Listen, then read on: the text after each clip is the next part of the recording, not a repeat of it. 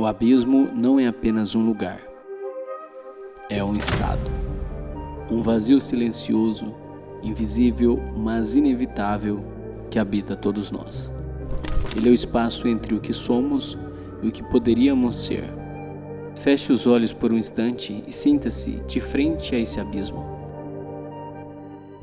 Ele não grita, ele sussurra. Não é frio, é incerto. Agora, imagine tudo o que você conhece, suas verdades, certezas e medos, começando a se dissolver como sombras ao nascer do sol. Pois você ainda está aí, parado de frente a esse abismo, olhando para algo que não tem fim e também não tem nome. E então Nietzsche sussurra de volta. Quando você olha para o abismo olha de volta. Nietzsche não era apenas um filósofo, ele era o guia desse abismo, um explorador das profundezas da mente e da alma. Suas palavras não oferecem conforto, totalmente pelo contrário, elas provocam, desafiam e quebram as ilusões. Elas são como tochas, iluminando o caminho para aqueles que ousam encarar o escuro, para aqueles que têm coragem de se reconstruir. Prepare-se para entrar em um território onde o abismo não apenas revela o inimaginável, ele revela você.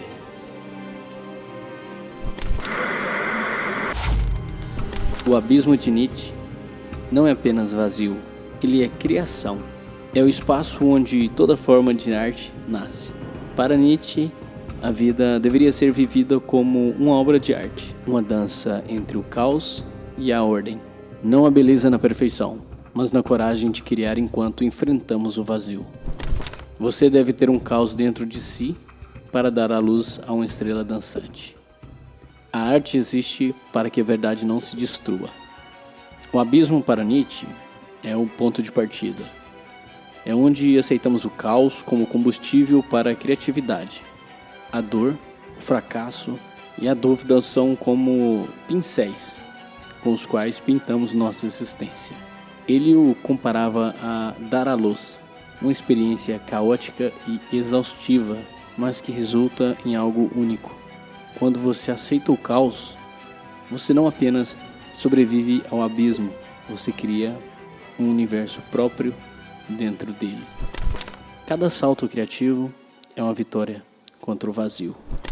No fundo do abismo, onde muitos enxergam apenas o vazio, Nietzsche via o berço da criação. Para ele, a vida é como arte. Não é um conceito abstrato, mas uma prática diária de enfrentar o caos e transformá-lo em algo sublime. Ele dizia: o homem é o único ser que se sente incompleto e por isso cria.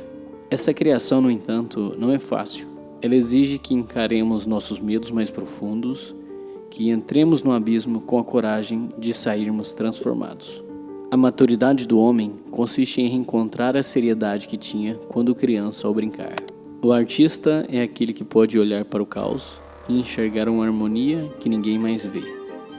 Exemplos modernos. Pense em Steve Jobs. Ele é a prova viva do que Nietzsche quis dizer. Crie sua própria vida, pois ninguém mais a criará por você. No coração do abismo, encontramos a diversidade. Nietzsche nos ensinou que a verdadeira força não nasce da calma, mas da luta contra o caos. Ele sabia que é na escuridão do abismo que descobrimos nosso brilho mais intenso. O que não me mata, me fortalece. Um homem não deveria desejar ser feliz, mas sim se tornar digno de felicidade. A dificuldade não está em aceitar a dor, mas em enxergar nela a semente da transformação. O abismo é implacável, mas é também um mestre. Ele ensina resiliência, molda caráter e nos força a enxergar a vida como um campo de batalha onde a dor é o preço da transformação. Nietzsche rejeitava a felicidade fugaz, preferindo a profundidade que o abismo oferece. Para Nietzsche, a diversidade não é um castigo, mas uma oportunidade. Ele acreditava que só conhecemos nossa verdadeira força quando enfrentamos o abismo. Não é o conforto que molda os fortes, mas a resistência do caos. Quem tem um porquê, enfrenta qualquer como. O homem é tanto mais forte quando conhece o sofrimento. Tudo o que é valioso na vida custa dor, sangue e sacrifício.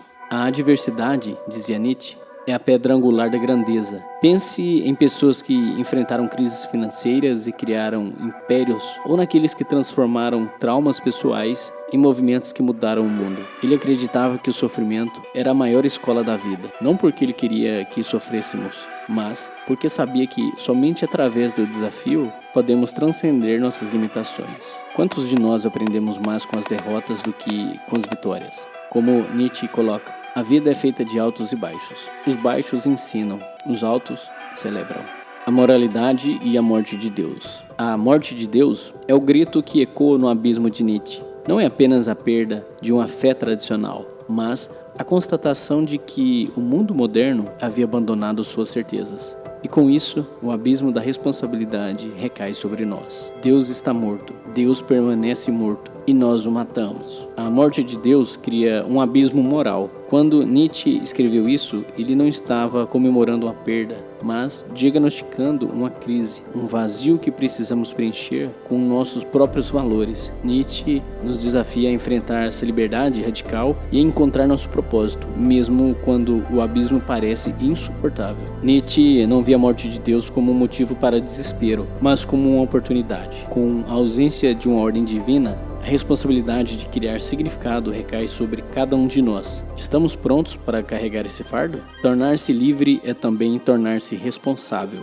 Sem Deus, tudo é permitido, mas também tudo é criação nossa. Os grandes homens são aqueles que criam seus próprios valores e vivem por eles. A fé em Deus nos conforta.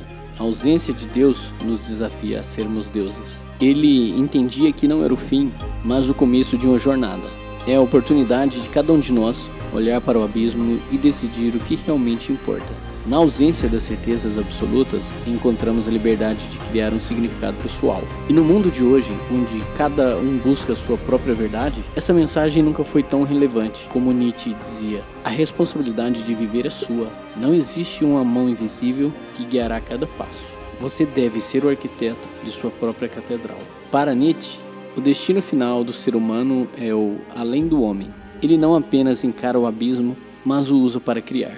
É aquele que transforma o vazio em significado, que molda o caos em beleza. Ele é cada um de nós quando ousamos transcender nossas limitações. Ele é a prova viva de que podemos olhar para o abismo e dizer, eu o moldarei ao invés de ser consumido por ele. É a personificação da coragem diante do abismo. Ele não foge, não recua, ele dança com o vazio, criando significado onde antes só havia escuridão. Torne-se quem você é. Viver é sofrer. Sobreviver é encontrar algum sentido no sofrimento. O homem mais forte é aquele que sabe suportar sua solidão. A maior conquista da humanidade não é o conforto, mas a superação. O homem deve ser um mestre para si mesmo, antes de ser para o mundo. O além do homem não é sobre perfeição, é sobre possibilidade. É o trabalhador que transforma sua luta diária em um legado. É o artista que cria beleza onde antes havia apenas escuridão. É cada um de nós quando decidimos que o abismo não será o nosso fim, mas o início de algo maior.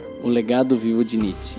O abismo, como Nietzsche nos ensinou, não é apenas um espaço de medo e desespero. É o espelho mais honesto que podemos enfrentar. É lá que encontramos não apenas nossos fracassos, mas também nossas possibilidades. Assim como na abertura, onde você foi convidado a imaginar o peso do vazio e ouvir a pergunta que ecoa no silêncio, você é realmente quem deveria ser?